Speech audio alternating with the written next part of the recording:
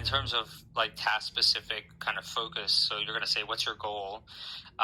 Is that because you can't fix the whole, like all aspects of vision? You can only really focus in on one aspect? No, what it comes down to is it's about knowing what people struggle with. So, if someone comes in and says, hey, I know that my vision is 100%, but I still want to drive, then if their vision is at least within the limits of the state, then you can, go through a process to find a telescope that might work with them that they can then use for driving that allows them to both drive safely and within the laws of the state that they're in. So whereas normal glasses, if someone comes into a general optometry appointment and they can only see so well with those glasses, if it's not enough to allow them to drive, then we have the ability to get into more specialized devices to get that vision to the vision they need for driving. So it can actually increase their independence, and get them to a point where they can do things more on their own, even though it may not be the perfect glasses that people always strive for.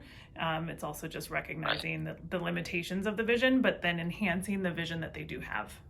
So basically, it's like you're going to talk to the patient and say, since you lost your vision, you no longer can, you might struggle with certain aspects. Is that usually how it works? Like somebody, I thank God I haven't lost my vision. So, Right.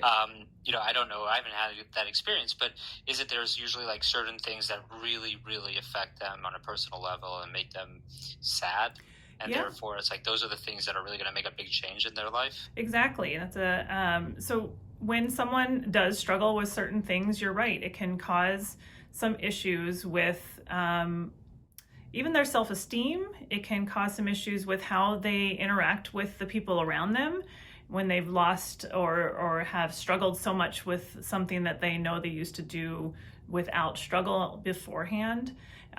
So when it comes to low vision, when we do exams, we really want to know where those struggles are because we want to help. And basically, being a rehabilitative services, we want to really kind of work on those deficiencies and find any way we can to enhance that vision and get them back to, it may not be perfect or normal, but something where they can do what they love to do and want to do to some degree without the assistance of other people.